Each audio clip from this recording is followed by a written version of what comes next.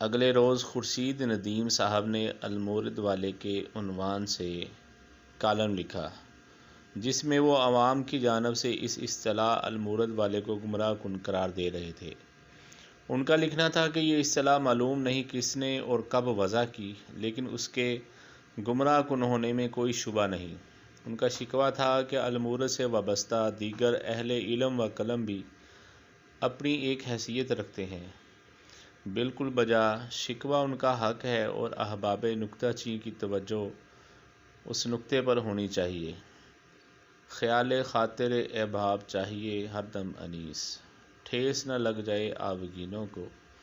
لیکن اس شکوے کے فوراً بعد انہوں نے المورد کا تعارف ان الفاظ میں کروایا۔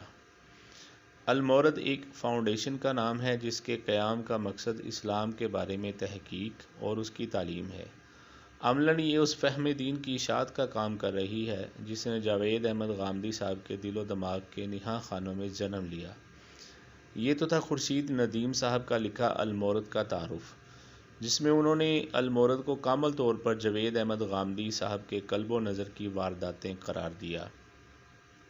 لیکن آج صبح دم ہمارے مکرم دوست عمار خان ناصر کا الشریعہ اکادمی کو چھوڑ کر دامن المورد سے مکمل وابستہ ہونے کا اعلان پڑا تو مجھے خورشید ندیم کی عبارت اور حکیم مومن خان مومن کے اشعار سبھی بیک وقت یاد آ گئے۔ مومن غیر مقلد تھے تو ایک روز کسی تان پر شعر کہے تھے کہ اگر تقلید کرنا ہی ہوگی تو تشیع قبول کروں گا کہ افضل امام چننا اچھا ہے، مراد سیدنا علی لے لیجئے، سیدنا حسین یا امام جعفر صادق کچھ بھی لے لیجئے، دیر و کعبہ یکساں ہے عاشقوں کو اے مومن، ہو رہے وہیں کہ ہم جی لگا جہاں اپنا، خالص ہوں محمدی میرا دین اسلام، گو رائے ثواب ہو نہیں مجھ کو کام، تقلید کی ٹھہری تو بنوں گا شیعہ، کس واسطے چھوڑ دیجئے افضل تر امام۔ اس تمام پس منظر میں سوچ رہا ہوں کہ حضرت امام ابو حنیفہ رحمہ اللہ یقیناً غامدی صاحب کی نسبت سے زیادہ بہتر انتخاب تھے، لیکن پسند اپنی اپنی، یا عشق نہ پوچھے ذات کوئی۔ حنظلہ نعمان اس بات پر کہتے ہیں کہ مومن کی بات پر بہت حیرت ہوئی کہ مقلدین کی امامت اور تشیع کے عقیدہ امامت میں تو کفر و اسلام کا فرق ہے، کہاں کی بات کہاں ملا دی۔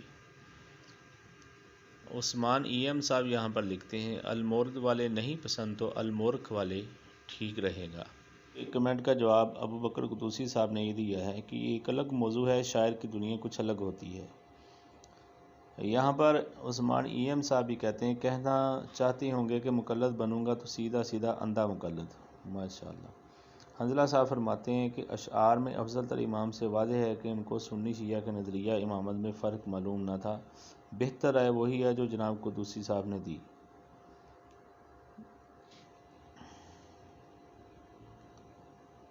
کائنات ارشد لکھتی ہیں کہ المورد سے وابستہ ہونے کے لیے امام حنیفہ رحمۃ اللہ سے اس فادے کا تعلق توڑنے کی شرط نہیں ہے، فکری اطمینان کی بات ہے جہاں نصیب ہو، باقی ہم تو دعا گو ہیں کہ یہ انتخاب ان کے حق میں بہترین ثابت ہو۔ حمزہ کہتے ہیں جب تک شخصیات کا تقابلی جائزہ لینے والی خصلت باقی رہے گی تب تک بہتری ممکن نہیں۔ انجینئر صاحب صحیح سنبھالے ہوئے ہیں۔ عدیل چوہان کہتے ہیں عمار ناصر صاحب کی تحریر سے یہ مطلب نکالنا کہ عمار صاحب امام حنیفہ کے مقابلے میں غامدی صاحب کو ترجیح دے رہے ہیں خاصا عجیب ہے، بلکہ میرے خیال میں تو یہ سمجھنا بھی عجیب ہے کہ عمار صاحب غامدی صاحب کی فکر کے پیروکار ہیں۔ عمران سارم صاحب لکھتے ہیں کہ مگر ان کے نزدیک شاید غامدی صاحب کا مرتبہ اتحاد امام صاحب سے فائق ہے۔ میر انیس نے تخلص کا استعمال غالباً مصرع ثانی میں کیا ہے، جبکہ پوسٹ میں خطی صورت سے اس کے مصرع اول میں ہونے کا شائبہ ہو رہا ہے۔ اس کے بعد محمد انعام صاحب کہتے ہیں جانے کیوں لیکن عمار صاحب کی جدائی پر دکھی ہوں۔ محمد طاہر عزیز فرماتے ہیں جی آخری نکتہ اعلیٰ درجے کا۔ پروفیسر حافظ غلام محی الدین صاحب فرماتے ہیں جی دراصل ڈالر اور روپیہ میں بہت بڑھتا جا رہا ہے، رجحانات بھی اسی تناسب میں تبدیل ہو رہے ہیں۔ اچھا جی، باسی صاحب کا کمنٹ ہے کہ السلام علیکم ورحمۃ اللہ وبرکاتہ۔ محترم میں آپ کو کافی عرصے سے جانتا ہوں مگر آپ کی تحریریں پڑھتے ہوئے بہت کم وقت ہوا ہے ہو سکتا ہے آپ کو میرا کمنٹ پسند نہ آئے، مگر ایک ادنا سا طالب علم ہونے کی حیثیت سے آپ کو ایک مشورہ دینے کی جسارت کر رہا ہوں۔ آپ کو اللہ تبارک و تعالیٰ نے ایک اچھا خاصا حلقہ احباب عطا فرمایا ہے، پھر دین کا علم ہونا ایک اور نعمت ہے جو اللہ تبارک و تعالیٰ نے آپ کو عطا فرمائی ہے۔ اس وقت پوری دنیا میں عام طور پر اور پاکستان میں خاص طور پر دین اسلام کو چند مقلدین نے اس طرح عوام کے سامنے پیش کیا ہے اور کر رہے ہیں کہ لوگ مقلد سے مقلد ترین ہوتے جا رہے ہیں۔ ایسے وقت میں آپ جیسے علماء اپنے وقت بے مقصد تحریروں میں برباد کریں گے تو اس معاشرے کی دینی اصلاح کیسے ہوگی؟ آپ سے درخواست ہے کہ ایک سلسلہ شروع کریں جس میں ساحل ادیم، جاوید غامدی، مرزا محمد علی، اسحاق ظالمی، مودودی، واحد قریشی، الیاس گمن وغیرہ نے جو باطل افکار نظریات پھیلائے ہیں ان کے رد میں ٹھوس دلائل پیش کریں۔ اسی طرح آج کل ایک مفتی کامران شہزاد بھی میدان میں آ گیا ہے۔ یہ شخص کئی صحیح ترین احادیث کو قرآن کے خلاف کہہ کر رد کرتا چلا جا رہا ہے اور کافی تعداد میں اپنے مقلدین تیار کر چکا ہے۔ اس شخص کا رد انتہائی ضروری ہے۔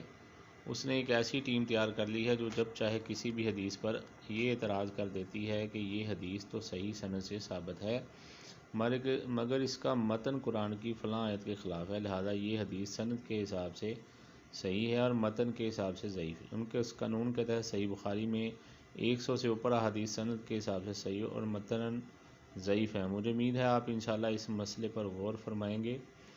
اگر میری کوئی بات ناگوار گزری ہو تو معذرت چاہتا ہوں۔